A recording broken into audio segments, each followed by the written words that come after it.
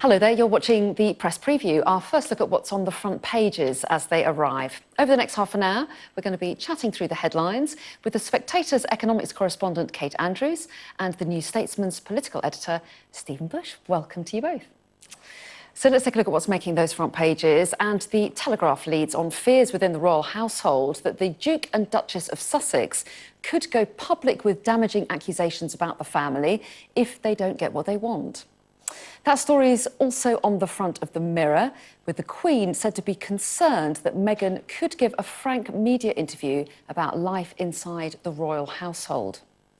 The Daily Mail says that at tomorrow's meeting at Sandringham, Prince Harry will be warned that it'll take time to work out a new role for him and his wife. Well, the Metro has a picture of the Queen leaving church today with the headline, "Heaven help us," ahead of those talks. The Eye, meanwhile, reports that the sugar tax introduced in 2018 has revolutionised the soft drinks industry, with the amount of sugar in drinks cut by an average of 28%. The FT reports that Nissan has stepped up plans for a possible split from Renault following the downfall of former Nissan chairman Carlos Ghosn. And The Star says people who accuse the British Museum of glorifying colonialism are snowflakes. If they do accuse it of that, then they can say it better than me, probably. Anyway, Kate Andrews and Stephen Bush here with me tonight. And I've lost count of the number of days that we've seen pictures of the royal family on the front pages. It's been, since the news broke on Wednesday night, all over the papers, hasn't it? You've picked out the Metro, first of all, with a picture of the Queen going to church this morning near Sandringham.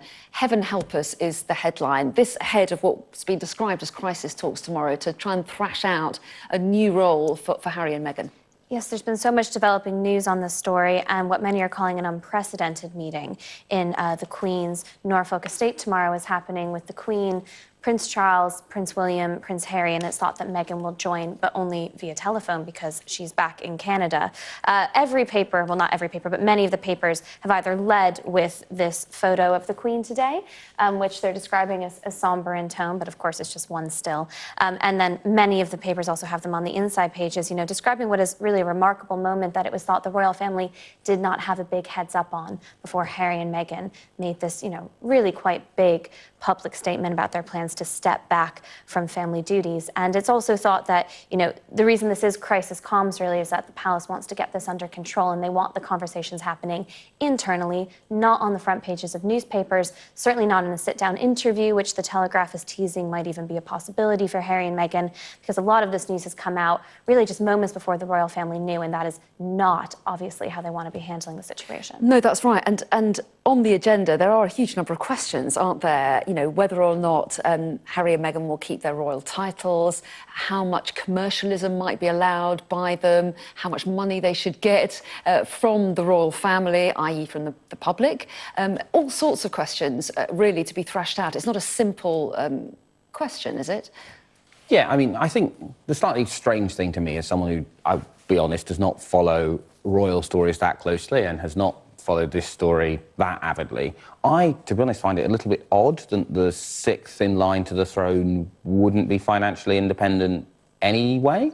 I can see the case that we should pay for, you know, the current monarch, an heir and a spare, but at the point that it's the sixth in line of the throne, arguably Kate has more chance of becoming our head of state in a military junta, surely, than Prince Harry does.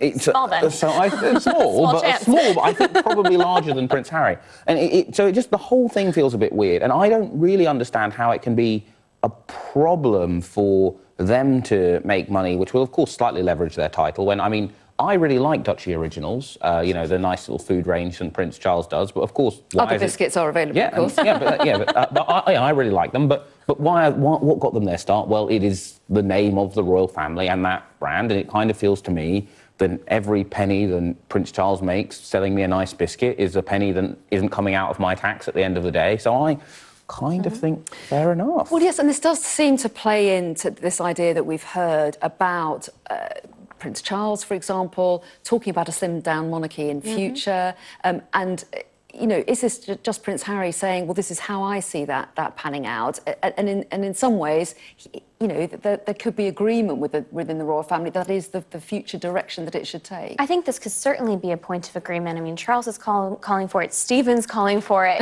There's all the power brokers. There are all the power brokers out there.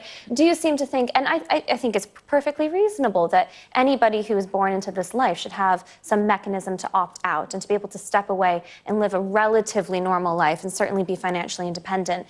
Should, in many cases, probably even be encouraged. And if we look at Will and Kate's children, it's possible that one of the three of them may not want the same duties as the others, and Prince Harry and Meghan could actually create a precedent for leaving in a good way. The problem, of course, is the way that they've gone about doing this. And, with Meghan being described as having flown the country, with the rifts and the ties and I think the biggest issue here, the fact that they did not inform the family before it appears they were informing their close and personal friends like Elton John, makes it feel like this is a real sticking point and putting their family in a difficult situation. Yeah, that line about Elton John, I think, was reported by one of the papers. We don't know whether or not that's true, but there's a lot of reports that a lot of people may have known before the family, and sure, it's all a bit up in the air, but the feeling is that the family really had no idea that this was coming until right before it happened. And let's move on to the Daily Telegraph. Their suggestion there is that there's this sense that the couple or one of the couple may do an interview and talk about what life is really like in the royal household,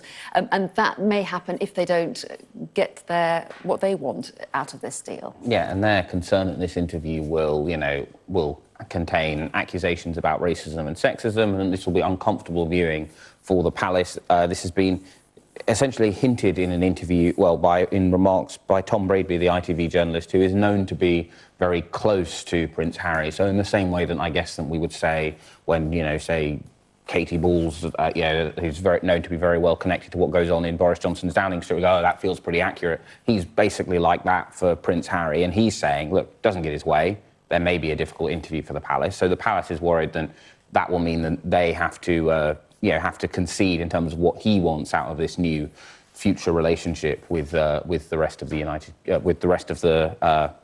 royal family. So and with the United Kingdom. I mean, it's with his family, but it's with the public that, in many ways feel like they were there many of them have been there for Harry's whole life. And, I think, while there has been some criticism of particular press headlines, which I think is legitimate towards Harry and Meghan, I think the vast majority of press has either been opting for a critical analysis of many of their more political statements.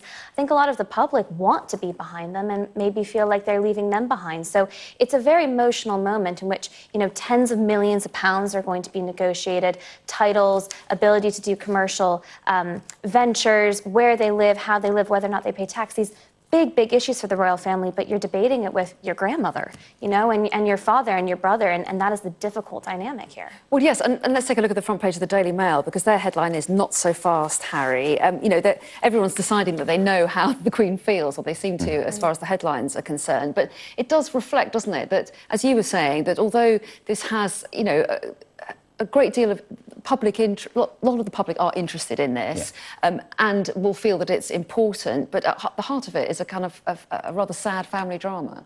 Yeah, I think lots of families, some people are saying this in a joking way, but actually lots of families at Christmas or after Christmas have a post-mortem about a slightly stressful family conversation, decide they'd actually rather not be in it. Lots of family businesses do have to juggle this kind of thing all the time. And I guess this is where I am semi-sympathetic with not just the Sussexes, but the whole sort of bunch of them, is that I feel like if I get them, people are disappointed. But I think if people want to be disappointed with their head of state, they should elect them. We have a monarchy, which kind of means that they can sort of do what they like within reason. And I kind of think that if people don't like what the Sussexes have done, or they don't like how the rest of the family responds to it, if this tell-all interview does happen, well, there's an app for that. It's called republicanism. And Kate, as someone who has lived in Britain for some time now, but originally from America, are you amazed by how much coverage the royal family get in this country? Because it has been days and days of discussion about this. To be honest, I'm not, because I think Americans are slightly more obsessed with the royal family than the Brits are these days. I remember being back in America and when George was about to be born, and it was on every single news channel, on the front of every single paper. The Americans have a real soft spot for the royal family as well. So I'm not particularly surprised by it. I think I really do understand why people people are feeling so emotional about this. And I agree with you. At the end of the day, given the fact that we don't elect them, there's a big question mark about how involved you feel like you can really be in this topic. But at the same time, so much of their security and whatnot is funded by the public purse. So the public do have a right, I think, to step in and say, hey, wait a second, let's make sure this is on our terms as well, obviously, as yours. So obviously we'll be very keen to see if anything comes out of this meeting tomorrow, and whether any solutions or a plan emerges, but we'll have to wait till tomorrow for that. Let's just try and squeeze in one other story before we go to the break, and this is on the front page of the Financial Times. It's not their main story, it's their second story, but it concerns the Chinese technology company Huawei. So officials from Washington are coming over to the UK in what's being described as sort of a last effort to try to convince the UK government not to allow Huawei to come into the UK Technology Centre and to build what they describe as non-core aspects of building a 5G network. This has been a disagreement between the US and UK intelligence that's been going on for months now, even getting close to a year. The US very much feels that Huawei cannot be trusted to have any role in building 5G network, whereas the UK is being more sympathetic to allowing them to have what they describe as non-core access. And I think it's a very interesting debate because obviously the US and the UK's intelligence services are some of the most respected in the world and thought to be some of the best. And the fact that they disagree means that there must be very legitimate points to be made on both sides. We as the public don't have a lot of access to that. But it also raises a wider question, certainly post-Brexit. Will the UK be looking to align more with Europe, the US, or elsewhere when it comes to these big defence decisions? Well, yes, these relationships are really interesting, aren't they? Because obviously the UK wants to try to maintain its relationship with America, but also with China. Yeah, and I think actually one of the really interesting things is if you look below the rhetoric of this government, and indeed both governments we've had since the Brexit vote, while they've talked a lot about this idea that you have a close relationship with Trump's America, most people will say, in government will say privately, that the real reason for this dispute isn't the US is trying to drag Huawei into its trade war with China, and the security case is very weak. And what they've done mostly is they've opted to continue to have quite strong defence ties with France. David Cameron and Boris Johnson both had very strong bilateral relationships. We saw the fruits of that in the short extension that Boris Johnson, he was able to do a deal to not get the long extension he feared. But the interesting thing is now we're leaving the EU, whether or not we'll continue to be able to have this kind of slightly... We've almost started to build a Franco-UK army by stealth because they've both been members of the same trade bloc. The big thing that everyone agrees on both sides of the negotiating table is that there's going to have to be a security arrangement in this new treaty.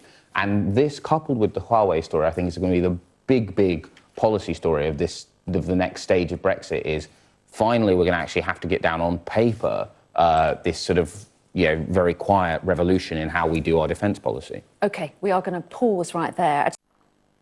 Welcome back. You're watching the Press Preview. With me tonight, the Spectator's economics correspondent, Kate Andrews, and the New Statesman's political editor, Stephen Bush. And we're going to turn to the front page of The Eye next, because they do have a picture of the Queen, but it's quite small at the top. Their main story is about sugar tax. Yes, they're claiming it is a sweet success because soft drink makers have cut sugar content by an average of 28% across their beverages. I take some issue with this headline. First of all, the story is actually, you can chart this 28% data back to September 2019. So I'm not positive why it's being flagged up now as a headline. I'd have to look more into that. But I think it's very misleading to say that the sugar tax has been a success. Sugar drinks consumption was falling between 2003 and 2015, fell by 50% without any tax. Obesity has not declined because of it. And actually, the sugar intake that we take as a nation from fizzy drinks like this, it only accounts for roughly 3% of sugar intake.